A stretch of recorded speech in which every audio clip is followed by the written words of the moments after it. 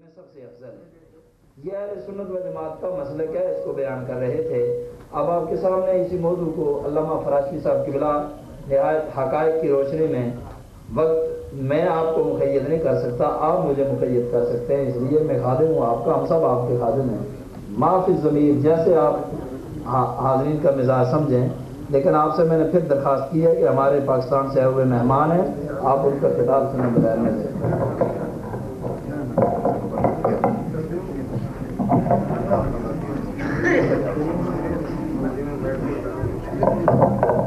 درود پاک بے آواز کلام اللہ صلی اللہ سیدنا مولانا محمد وعلا آل سیدنا مولانا محمد وبارک وسلم وسلم علیہ۔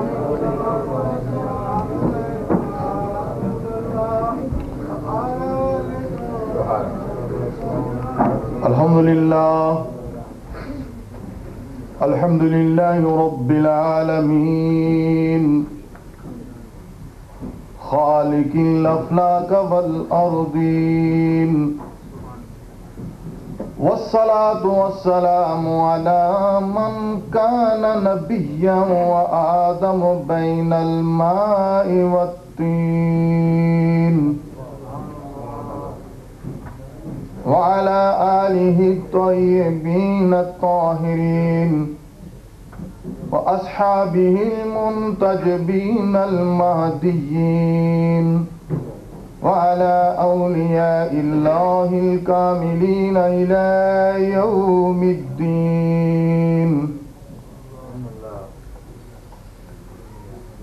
إلا تنصروه فقد نصره الله إذ أخرجه الذين كفروا ثاني اثنين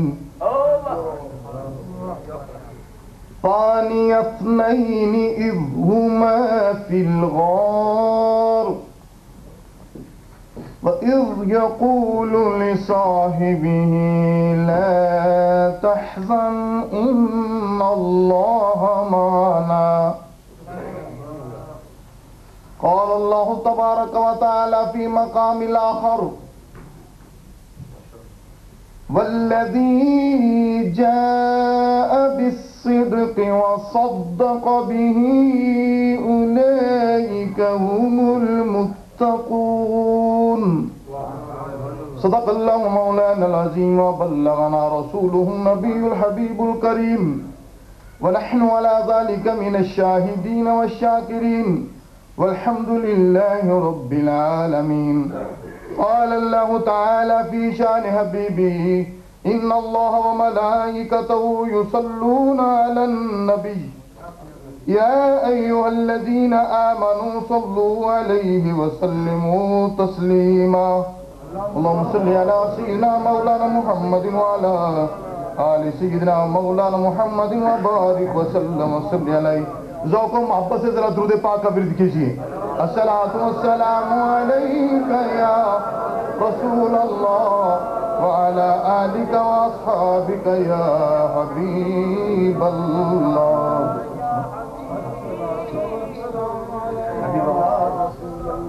نیاز کیش عقیدت، نیاز کیش عقیدت شعار ہے صدیق. نیاز کیش عقیدت شعار ہے صدیق. رفیق راہ سفر یار غار ہے صدیق. ضیائے شمع تدبر، ضیائے شمع تدبر ادائے حسن خلوص. عروج فہم کمال وقار ہے صدیق. وفا پسند، وفا پسند، وفا آشنا، وفا پیکر. وفا پسند، وفا آشنا، وفا پیکر. ریاض صدق کو وفا کی بہار ہے صدیق. مزاج دان رسالت، مزاج دان رسالت ادا شناس کتاب. مزاج دان رسالت ادا شناس کتاب. انیس و معتمد و رازدار ہے صدیق. نبی کے جملہ صحابہ، نبی کے جملہ صحابہ ہے واجب التعظیم، نبی کے جملہ صحابہ ہے واجب التعظیم، نبی کے بعد مگر ارجمند ہے صدیق، وہ پہلا مرد مسلمان، وہ پہلا مرد مسلمان، خلیفہ اول، امیر صدق و شریعت، وہ افضل و اکمل۔ اور اقبال کہتا ہے ہمت او کشت ملت راچو ابر، ہمت او کشت ملت راچو ابر، ثانی اسلام غار و بدر و قبر، ثانی اسلام غار و بدر و قبر۔ حاضرین محترم، مقتدر ذی وقار علماء ملت اسلامیہ، صاحب صدر عالی مرتبت، میرے باذوق دوستوں اور اہل ایمان بھائیوں، بحمدہ تعالی میں اور آپ آج اس شخصیت کو خراج تحسین پیش کرنے کے لیے حاضر آئے ہیں کہ جس شخصیت کا ترہ امتیاز یہ ہے کہ افضل البشر بعد الانبیاء، بعد از انبیاء، یعنی نبیوں کے بعد افضل البشر صدیق اکبر ہے، اور جسے صدیق اور عتیق، صدیق کا خطاب بھی سرور کائنات سے ملا ہے اور عتیق کا خطاب بھی سرور کائنات سے ملا ہے۔ اور وہ ہستی اور وہ شخصیت، میرے پاس وقت نہیں، ورنہ اگر وقت ہو تو میں آپ کے سامنے، یہ علماء کے لیے نہیں، آپ حضرات کے لیے، میں جناب صدیق اکبر کی عسکری فہم و فراست، آپ کا سیاسی تدبر، آپ کا علم معاشیات کا عالم ہونا، اور آپ کا جغرافیہ، تاریخ اور war strategy, war of strategy, strategy of war, یعنی جنگی حکمت عملی، اور خاص کر جو خصوصیت سے جناب صدیق اکبر کا ترہ امتیاز ہے، مزاج شناس رسول ہونا۔ اس پر اگر گفتگو کروں تو کئی گھنٹے چاہیے، لیکن مجھے اتنا کہنے کا موقع دیجئے کہ صدیق کہتے کس کو ہے۔ حضرت علامہ یاسین قاری یاسین ہاشمی صاحب نے صدیق کی بات کو چھیڑنا چاہتا، وہ تشریف لے گئے، وقت نہیں ان کے پاس۔ صدیق کس کو کہتے ہیں؟ صدیق صدقن سے فعیلن کے وزن پر مبالغے کا صیغہ ہے، اور صدیق کہتے ہیں بہت ہی سچا، اور اس کے لفظی معنی یہ بنتے ہیں ایسا سچا، ایسا سچا کہ جس کے قول یا فعل میں کبھی کذب لازم ہی نہ آئے۔ یعنی اس صدیق اس کو کہتے ہیں۔ ایک ہوتا ہے صادق، ایک ہوتا ہے صدوق، اور ایک ہوتا ہے صدیق۔ صدیق اور صادق اور صدوق میں زمین و آسمان کا فرق ہے۔ صادق اس میں فاعل ہے، صادق کسی کو اس وقت کہیں گے جب اس سے سچ کا وقوع ہوگا۔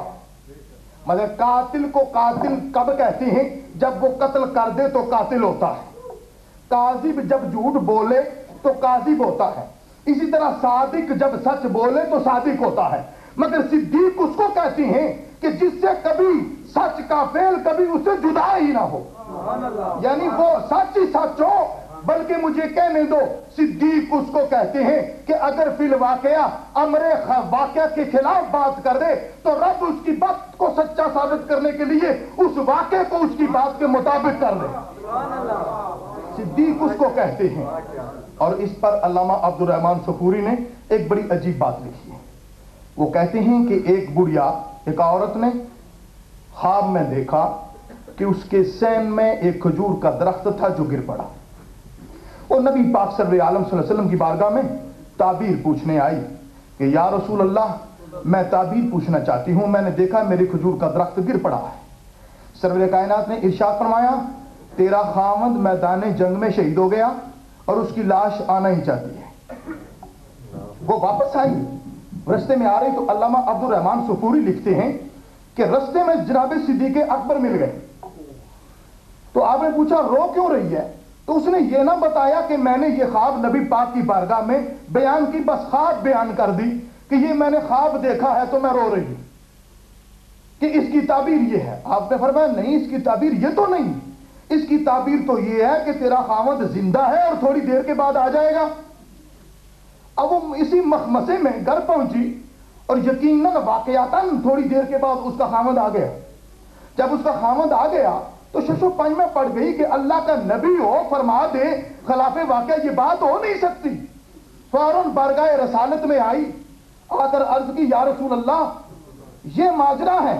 تو نبی پاک ابھی جواب دینے ہی والے تھے کہ جبریل امی آ گئے، آ کر عرض کی ہے اللہ کے پیارے محبوب جو آپ نے کہا تھا وہی سچ، جو آپ نے خواب کی تعبیر بیان فرمائی تھی وہی بات سچی. اس کا خاوند شہید ہو چکا تھا، اس کی لاش آنا ہی چاہتی تھی، مگر آپ کے صدیق کی زبان سے بات نکل گئی. رب نے کہا کہ اگر اس کی لاش جائے گی تو صدیق کی صدیقیت پر فرق آتا ہے، کیونکہ یا رسول اللہ صدیق آپ کا ہے، اس نے تصدیق آپ کے معراج کی ہے، یہ صدیق آپ کا ہے. اس لیے بات جب آپ نے فرمائی تھی تو یہ مر چکا تھا، یعنی شہید ہو چکے تھے، یہ ان کی گردن اللہ کی راہ میں کٹ چکی تھی، مگر رب تعالیٰ نے دوبارہ انہیں زندگی دی ہے آپ کے صدیق کی صدیقیت کو بچانے کے لیے. اور اہل علم کہتے ہیں صدیق اس کو کہتے ہیں کہ وہی ابھی نہ آئے، وہی ابھی آئے نہ آنے والی ہو تو وہی کی بات صدیق کے دل میں آ جائے، اس کو صدیق کہتے ہیں. مزاج شناس رسالت، مزاج دان رسالت، ادا شناس کتاب، اس کو صدیق کہتے ہیں. اور آپ کو ابو بکر کیوں کہتے ہیں اس پر بھی کبھی غور کیا؟ ابو بکر آپ کا نام نہیں، آپ کی کنیت ہے. آپ کا نام زمانہ جاہلیت میں عبد الکعبہ تھا، اور سرور کائنات نے آپ کا نام عبداللہ رکھا، اور ابو بکر آپ کی کنیت ہے. کنیت دراصل عربوں میں دستور یہ تھا کہ جب کوئی خاص وصف کے ساتھ کوئی شخص موصوف ہوا کرتا تھا تو کنیت کے طور پر وہ لقب اس کے نام کے ساتھ لگایا کرتے تھے. آپ نے سنا ہوگا کہ مولا علی خاک پر لیٹے ہوئے تھے، سرور کائنات آئے اور آپ نے آ کر کہا کم یا ابا تراب، ہے ابو تراب اٹھ جا. تو ابو تراب کیوں کہا کہ اس وقت آپ کے بدن پر مٹی لگی ہوئی تھی. یا ایک مشہور صحابی ہیں جن کی علم حدیث میں، حدیث کی کتابوں میں کثرت سے روایات موجود ہیں، اور جن کا اصل نام لوگ بہت کم لوگ جانتے ہیں، جنہیں کہا جاتا ہے ابو ہریرہ. وہ بلیاں انہوں نے پالی ہوئی تھیں تو سرور کائنات نے پیار سے کہا ہے بلیوں والے. تو کنیت کہتے ہیں اس نام کو جو خصوصی وصف سے کسی کو بلایا جائے تو وہ نام اس کا بن جاتا ہے. آئیے اس ضابطے کے تحت دیکھتے ہیں کہ جناب صدیق اکبر کو ابو بکر کیوں کہا گیا. بکر کہتے ہیں صبح اول کو. آپ نے کہا بکراتا ہوں واسیلا، سبحوہ بکراتا ہوں واسیلا، اس کی تسبیح کرو صبح بھی اور شام بھی. تو بکرا جب سورج ابھی نکلا نہ ہو بلکہ سورج کی آمد ہو اور پہلا دن کا اجالا ہو تو اس کو بکرا کہتے ہیں. تو ابو بکر اسی لیے کہا گیا کہ جب دین کا نور پھیلا، سرور کائنات کا نور پھیلا تو اس کا پہلا اجالا صدیق اکبر تھے، اس لیے آپ کو ابو بکر کہا گیا. تو آپ کا نام ہی ہے ابو بکر صدیق، اور بعد میں آپ کو صدیق اکبر کہا گیا کیونکہ سرور کائنات کی تصدیق کرنے والا چھوٹا صدیق نہیں ہوا کرتا، یہ بڑا صدیق ہے. اور زمانہ جاہلیت میں آپ کی اتنی بڑی شان تھی کہ آپ کا جو قبیلہ ہے نا بنی تیم ابن مرہ، جس قبیلے کے ساتھ جناب صدیق اکبر کا تعلق ہے، یہ قبیلہ عرب میں دیت اور قصاص کے مقدمات کا فیصلہ کرنے میں مانا ہوا قبیلہ تھا. اس منصب کو عرب اشناف کہا کرتے تھے. وہ کہتے تھے کہ جو اس منصب پر فائز ہے وہ اشناف ہے، جیسے آپ جج کہتے ہیں، چیف جسٹس کہتے ہیں، وہ اشناف ہوا کرتا تھا وہ منصب کا حامل. تو اس میں دیت اور قصاص، ذرا آپ اندازہ کریں کہ عربوں کا معاشرہ ذرا اپنے نگاہوں کے سامنے لائیں کہ وہ معاشرہ جس معاشرے میں قتل در قتل کی رسم تھی. اگر ایک کوئی کسی کا قتل کر دیتا تو دوسرا جب تک قتل اس کا کر نہ لیتا چین سے بیٹھتا نہ تھا. تو قتل در قتل کا سلسلہ ان میں چلتا تھا. تو ایسے قبائل جو ضدی قبائل ہوں، جن میں قتل در قتل شروع سے چلتا چلا آ رہا ہو، ایسے موقع پر اگر کوئی صلح کرانے کے لیے اٹھے، کہے کہ قتل معاف کر دو، خون پہ ہاں لے لو، قصاص نہ لو، خون بہا لے لو اور آپس میں راضی نامہ کر لو، تو اس کے لیے چند علوم کا عالم ہونا انتہائی ضروری ہے۔ ایک تو یہ کہ وہ علم نصاب کا ماہر ہو۔ علم نصاب کا ماہر اس لیے کہ جتنے قبائل ہیں اور جتنے ٹرائبز تھے وہاں، ان کی اصل جانتا ہو اور ان کی اصل کے مطابق ان سے گفتگو کرے، اور جغرافی کا بھی بہت بڑا عالم ہو تاکہ جغرافیائی حالات اور معاشی حالات اس کی نگاہوں میں ہوں۔ اور اس علم کو اس وقت عرب ایام العرب کہا کرتے تھے۔ تو جناب صدیق اکبر علم نصاب کے بھی اور علم ایام العرب کے بھی بہت بڑے عالم تھے۔ تو آپ یعنی قبل از اسلام بھی مکے والوں کے دیت اور قصاص کے مقدمات کا فیصلہ کیا کرتے تھے، اور آپ ان 10 لیڈروں میں سے تھے، یعنی مکے کے ارد گرد کے جو 10 قائد تھے بڑے، ان میں جناب صدیق اکبر بھی تھے، اور اس انداز سے ایمان لائے ہیں کہ اللہ کے پیارے محبوب نے فرمایا، اے صدیق، اے ابو بکر، میں اللہ کا رسول بنایا گیا ہوں، مجھے اللہ نے اپنا رسول بنایا، عرض کی حضور میں تسلیم کرتا ہوں۔ سرور کائنات نے خود ارشاد فرمایا، میں نے جب بھی کسی کے آگے دین پیش کیا اس نے کچھ نہ کچھ ہیچ پیچ ضرور کی سوائے صدیق اکبر کے، اس لیے کہ بچپن ہی سے آپ نے کبھی بت کو سجدہ نہیں کیا۔ یہ بھی ایک لمبا ماجرا ہے، بچپن ہی سے سلیم و تباہ تھے۔ یہی وجہ ہے کہ اللہ نے اپنے محبوب کے لیے بچپن ہی کا ساتھی منتخب کیا، تو وہ جس کا ظاہر و باطن پاک و صاف ہے۔ عرب کی تاریخ میں 2 نام ایسے ملتے ہیں، ایک حضرت زید ابن خطاب کا، یعنی جناب فاروق اعظم کے بڑے بھائی جناب زید، وہ کہ وہ نبی پاک کی آمد سے پہلے وصال فرما گئے، مگر انہوں نے بھی کبھی بت کے آگے سجدہ نہ کیا، اور ایک اللہ کی تلاش میں نکل کھڑے ہوئے۔ اور یا پھر جناب صدیق اکبر تھے کہ زمانہ جاہلیت میں بھی کبھی بت کے آگے سجدہ نہ کیا۔ تو کلمہ جب پڑھ لیا، دائرہ ایمان میں آ گئے، تو اللہ کے حبیب سے عرض کرتے، یا رسول اللہ یہ تو فرمائیے آپ کی نبوت کی دلیل کیا ہے؟ میں ماننے کے لیے نہیں کہہ رہا، بلکہ لوگ پوچھے تو میں کیا کہوں؟ اللہ کے محبوب نے فرمایا ہے صدیق، شام کے سفر میں تو نے جو خواب دیکھا تھا وہ خواب میری نبوت کی دلیل ہے۔ خواب میں کیا دیکھا تھا؟ خواب دیکھ رہے تھے کہ اے آسمان کا چاند آسمان سے اتر کر میری گود میں آ گیا، یہ خواب دیکھا۔ تو اللہ کے محبوب نے کہا وہ میری نبوت کی دلیل ہے۔ خواب دیکھے صدیق اور نبی اس کو جانتا ہو تو مانا ہو کہ نبی کے لیے علوم غیبیہ کا ہونا لازمی امر ہے۔ تو اب اسی لیے دوستو کہا کہ وہ میری نبوت کی دلیل ہے کہ غار ثور ہوگی، تیری گود ہوگی، میرا سر ہوگا۔ اور رب کردگار نے دیکھو اس کو کتنے پیارے انداز سے نقل فرمایا، اذ اخرجہ الذین کفروا ثانی اثنین۔ یہ لفظ ثانی اثنین پر اگر آپ غور کریں تو مقام صدیقیت کھل کر سامنے آ جاتا ہے۔ عربوں کا عربی لغت میں ثانی اثنین، ثالث و ثلاثہ یا رابع و اربع، یہ الفاظ اس وقت استعمال ہوتے ہیں جب کوئی عدد کسی دوسرے عدد کا جز مانا جائے۔ یعنی ثانی اثنین کے کہنے کا معنی یہ ہے 2 کا دوسرا۔ لفظی معنی کیا ہے؟ ثانی کے معنی دوسرا، اثنین کے معنی 2، ثانی اثنین 2 کا دوسرا۔ کیا معنی؟ 2 کا دوسرا۔ تو 2 کا دوسرا جب کہا تو اس کے معنی یہ ہے کہ پہلا دوسرے کا جز ہے۔ تو ثانی اثنین دونوں موجود تھے، اذ ہما جب وہ دونوں تھے فی الغار غار میں، تو وَإِذْ يَقُولُ لِصَاحِبِهِ یعنی جو 2 موجود تھے وہ ایک دوسرے کا جز تھا، ان کو آپس میں جدا نہیں کر سکتے، اس لیے وہ ثانی ہیں۔ اس لیے اقبال کہتا ہے ہمتے ہو کشت ملت راچو ابر، ثانی اسلام، ثانی اسلام غار و بدر و قبر۔ وہ اسلام کے ثانی ہیں، وہ غار میں ثانی ہیں، وہ بدر میں ثانی ہیں، وہ قبر میں ثانی ہیں۔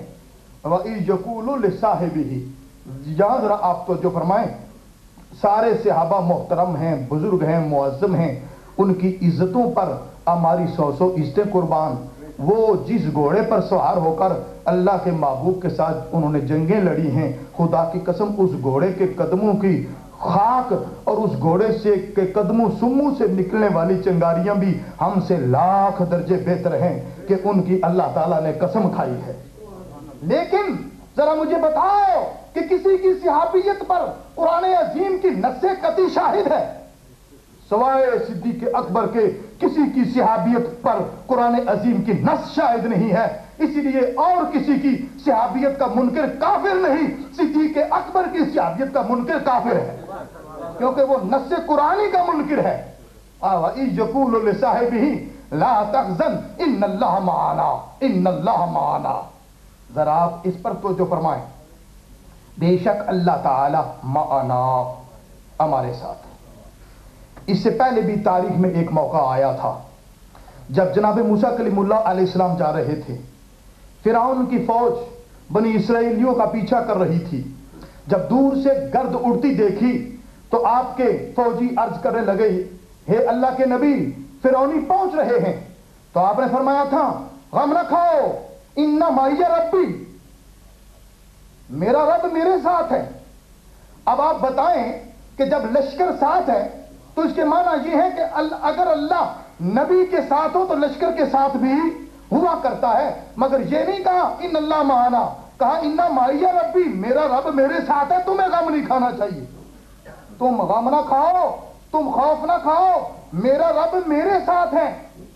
اور رب کہا، اللہ نہیں کہا، اس لیے کہ باقی انبیاء پر صفات کی تجلی وارد ہوا کرتی تھی، ربوبیت ایک صفت ہے، اور سرور کائنات کی باری آئی، کہا ان اللہ معنا، رب صفت کے لحاظ سے نہیں، ذاتی تجلی کے لحاظ سے معنا، اے صدیق جس طرح میرے ساتھ ہے اس طرح تیرے ساتھ بھی ہے۔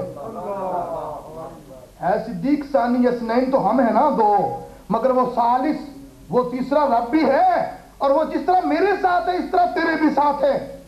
اور میت خداوندی تو ہر موقع پر ہے، کئی ایک کے ساتھ مختلف ہے، یہ وقت نہیں کہ اس کو چھوڑوں کہ میت خداوندی ہوتی کیا ہے اور وہ کون کون سا فائدہ دیتی ہے، لیکن اتنا دیکھو کہ یہ شان صدیق ہی تو ہے کہ کہا ان اللہ معنا، اس لیے کہ صدیق اکبر اپنے محبوب کے سر کو اپنی گود میں لے کر جہاں اللہ کی ذاتی تجلیاں پڑ رہی ہیں وہ دیدار مصطفیٰ بھی کر رہے تھے، دیدار خدا بھی کر رہے تھے۔ اس لیے دوستو یہ وہ اللہ کے محبوب کا یار ہے کہ جو مزاج شناس رسالت ہیں، ذرا آپ اندازہ تو کریں، اور خصوصاً میں قاری صاحب کی خدمت میں یہ عدیہ تحسین پیش کرتا ہوں کہ خصوصاً محفل قرات میں اور حسن قرات کے موقع پر یوم صدیق اکبر کا انعقاد ایک باطنی سوچ بھی عنایت فرماتا ہے، اس لیے کہ صدیق اکبر ہی نے سب سے پہلے قرآن کی خدمت کی ہے۔ یہ قرآن جو ہمارے سامنے ہے، میرے اور آپ کے سامنے، یہ سب سے پہلے اگر اسے کتابی صورت میں جمع کرایا تو وہ جناب صدیق اکبر ہیں۔ اس لیے کہ جنگ یمامہ میں جب حفاظ صحابہ شہید ہونے لگے تو صحابہ کی میٹنگ بیٹھی تو اس وقت کہا گیا، صدیق اکبر نے کہا کہ قرآن عظیم کو کاغذ میں کتابی شکل میں جمع کرو۔ تو دوستو یہ ان کی قربانی تھی، ان کی فہم و فراست تھی، لیکن ساتھ ہی دوستو سارے صحابہ بڑے جلیل القدر ہیں، ان کی اپنی اپنی شانیں ہیں۔ ہم مولا علی کا اور جناب صدیق اکبر کا تقابل کرنا پسند نہیں کرتے، نہ ہی تقابل کرنا چاہیے، تقابل کرنے میں بے ادبی بھی ہو جاتی ہے۔ ہم مولا علی کے جوتوں کے بھی غلام ہیں، اور مولا علی کی بڑی شان ہے، من کنت مولا فعلی مولا، اللہ کے محبوب نے کہا جس کا میں مولا ہوں اس کا علی مولا ہے۔ ہم قطعاً اس بات کے حامی نہیں ہیں کہ صدیق اکبر کی شان بیان کرو اور مولا علی کی تنقید کرو، یا مولا علی کی شان بیان کرو صدیق اکبر کی تنقید کرو، ہر ایک کا مقام اپنا اپنا ہے، اور بعض جزوی فضائل میں جناب مولا علی کی بڑی شان ہے، لیکن کلی طور پر اہل سنت کا عقیدہ یہ ہے کہ انبیاء کے بعد اگر بلند مقام ہے کسی کا تو صدیق اکبر ہے، اور ان کے بعد فاروق اعظم، ان کے بعد عثمان غنی، ان کے بعد مولا علی، اور یہ ان کی اپنی شان ہے، لیکن تقابل نہیں۔ اتنی بات یاد رکھو کہ اللہ کے محبوب کا یہ یار جب خلیفہ بنایا گیا، علم نصاب کا ماہر، علم جغرافی کا ماہر، اکنامکس کا ماہر، عرب کے قبائل کے عادات و اطوار کا ماہر. یہی وجہ ہے کہ کل مدت خلافت آپ کی 807 دن ہے. کتنی ہے؟ 807 دن.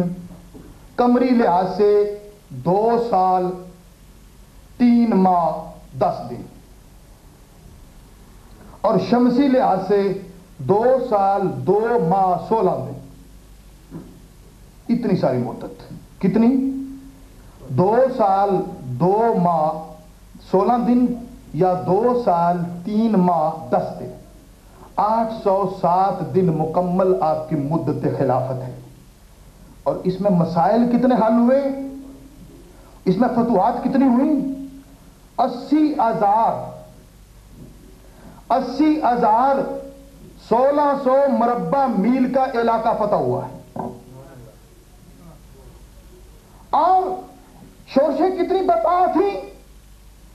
جو ہی نبی پاک کا وصال ہوا نئے نئے قبائل مرتد ہو گئے، زکات کے مانعین پیدا ہو گئے، اور تو اور جھوٹے نبی پیدا ہو گئے. گو کہ اسود انسی نے اور مسلمان کذاب نے نبی پاک ہی کی زندگی ہی میں اعلان کر دیا تھا، اور بے شمار قبائل ان کے ساتھ لگ گئے. لیکن اسود انسی کا قتل نبی پاک کے ایام مرضی میں ہوا تھا، لیکن مسلمان کذاب رہ گیا. اب اس وقت صدیق اکبر نے کہا کہ لشکر اسامہ بھی بھیجا جا رہا ہے. یہ نبی پاک نے اپنی زندگی میں حضرت اسامہ بن زید کو ایک لشکر دے کر بھیجا تھا سرحدوں پر. تو صحابہ نے کہا کہ بے شمار شورشیں ہیں، بے شمار فتنے ہیں، آپ یہ ایک تو لشکر واپس بلا لیں اور دوسرا مسلمان کذاب سے ابھی نہ چھیڑیں.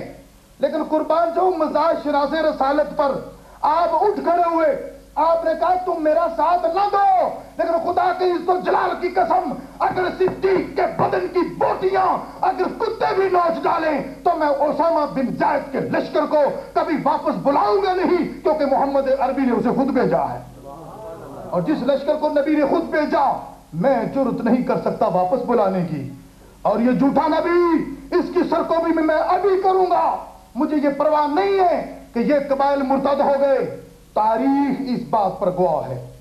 جنگی حکمت عملی کے ماہرین، وار اسٹریٹجی کے بڑے بڑے ماہرین آج بھی اس بات پر لکھنے پر مجبور ہوئے کہ صدیق اکبر نے جو وہ لشکر بھیجے تھے ان لشکروں سے دھاک بیٹھ گئی، اور دوبارہ وہ قبائل جو مرتد ہونے والے تھے وہ دب گئے.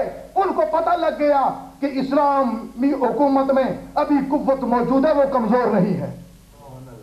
یہ بصیرت کس کی تھی؟ صدیق اکبر کی. حالانکہ آپ اعزاز الخفا اٹھا کر دیکھیں یا الاستیاب اٹھا کر دیکھیں، الاصابہ اٹھا کر دیکھیں، یا تاریخ کی کتاب تبری اٹھا کر دیکھیں، سیرت ابن اشام اٹھا کر دیکھیں، اور الکامل اٹھا کر دیکھیں. ساری تاریخ اور سیرت کی کتابوں میں جہاں یہ باتیں آئی ہیں وہاں ساتھ یہ بھی لکھا ہوا ہے کہ مولا علی بھی منع کرنے والوں میں سے تھے، فاروق اعظم بھی منع کرنے والوں میں سے تھے. بڑے بڑے جید صحابہ تنہا صدیق اکبر ڈٹ گئے، اور بعد کے آنے والے حالات نے ثابت کیا کہ اس وقت خلیفہ بننے کے حقدار یہی تھے. اس وقت خلیفہ بننے کے حقدار یہی تھے. یہی وجہ ہے دوستو کہ اللہ کے محبوب نے ایام مرض میں آپ کو مصلی پر کھڑا کیا. بس یہ آخری بات، مصلی امامت پر کھڑا کیا اور بڑے اہتمام کے ساتھ 3 دن اور میرا خیال ہے 17 نمازیں 17 نمازیں جناب صدیق اکبر نے پڑھائی ہیں. اور ان میں سے کچھ نمازیں سرور کائنات نے بھی آپ کی اقتداء میں ادا کی ہیں. اور نبی پاک سرور عالم صلی اللہ علیہ وآلہ وسلم نے خصوصیت کے ساتھ کہا. کیسے کہا؟ ایک موقع پر آپ سے پوچھا گیا حضور جماعت کون کرائے؟ آپ نے فرمایا ابو بکر جماعت کرائے. ام المومنین حضرت عائشہ صدیقہ پاس بیٹھی ہوئی تھیں. عرض کی حضور میرے ابا کی طبیعت میں تو کچھ نرمی ہے، آپ کو غائب پا کر وہ نماز پڑھا نہیں سکیں گے، اس لیے فاروق اعظم جہیر الصوت ہیں، ان کی آواز بلند ہے، انہیں کہیے کہ وہ نماز پڑھائیں. آقا مولا نے فرمایا نہیں، अल्लाह और उसका रसूल कहते हैं कि सिद्दीक नमाज पढ़ाए। हत्ता कि इतनी ये बातें उधर हो रही हैं कि इधर फारूक आजम को मुसल्ले पर खड़ा कर दिया गया। शाह वलीउल्लाह मुहद्दिस देहलवी लिखते हैं कि जनाब फारूक आजम को मुसल्ला इमामत पर खड़ा कर दिया गया। जब नबी पाक को आवाज आई, पूछा जमात कौन करा रहा है? अर्ज की गई हुजूर उमर फारूक जमात कर रहे हैं। आपने कहा उमर को पीछे हटाओ, अल्लाह और उसका रसूल कहता है कि इमाम सिद्दीक कराएगा। इतने बड़े एहतमाम के साथ अल्लाह के रसूल ने जिसको अपनी जगह खड़ा किया, उसका मकाम सारे सहाबा से ऊंचा है, उसका मकाम इंतहाई बुलंद है, और उसकी सहाबियत पर अल्लाह का कुरान शाहिद है, और वो सानी इसनैन है, और वो है कि अल्लाह के महबूब ने अपने मज़ार में भी जगह अनायत फरमाई। जनाब मौला अली फरमाते हैं कि जब कब्र खोदी गई तो मैं कब्र में उतरा, सिद्दीक़ अकबर की मैयत उतारने में, तो मैंने क्या देखा कि अल्लाह का महबूब आस्तीने चढ़ाए कब्र को साफ कर रहे हैं। पूछा या रसूल अल्लाह ये क्या? तो आका मौला ने फरमाया मेरे लिए गारे सौर को इसने साफ किया था, इसके लिए कब्र और मजार को मैं साफ कर रहा हूं। इसलिए दोस्तों वो शख्सियत है कि अल्लाह के महबूब ने कहा मैंने हर एक का एहसान चुका दिया सिवाय सिद्दीक़ अकबर के, इसका एहसान गर्मी क़यामत में मेरा अल्लाह चुकाएगा। इन्ना मिन अमन नासे अलैया फी सोबतिही व मालिही अबू बकर, अपनी सोबत और अपने माल से मुझ पर सब लोगों से ज्यादा जिसने एहसान किया वो अबू बकर है। अमन नास बर मौलाए माँ आकली में अव्वले सीनाए माँ। और इसीलिए एक मौके पर जब सारा कुछ कुर्बान कर दिया तो नबी पाक ने कहा था सिद्दीक तुम्हें अपना भी कभी ख्याल है? सब कुछ ले आते हो, जब भी ऐलान होता है अपना भी ख्याल करो। रोकर अर्ज करते हैं हल अना व माली इल्ला लका या रसूल अल्लाह, हल अना व माली इल्ला लका या रसूल अल्लाह। ए अल्लाह के प्यारे रसूल, मैं कौन हूं? मैं भी आपका। मेरा माल कौन है? वो भी आपका। मैं और मेरा माल सिवाय आपके किसी और के भी हैं, यानी आप ही के तो हम हैं। इसलिए सिद्दीक़ अकबर की पसंद ये थी जान कुर्बान हो आका पर, माल कुर्बान हो आका पर, इज्जत कुर्बान हो आका पर, औलाद कुर्बान हो आका पर। अमन नास बर मौलाए माँ आकली में अव्वले सीनाए माँ हिम्मते किश्त मिल्लत राजू अब्र सानी इस्लाम गारो बद्र कब्र माए। सुभान अल्लाह। हज़रात गिरामी, एक इल्मी और तहकीक पर मबनी एक खिताब दिल नवाज फरमा रहे थे जो हज़ारों के मजमे में खिताब करने वाला है।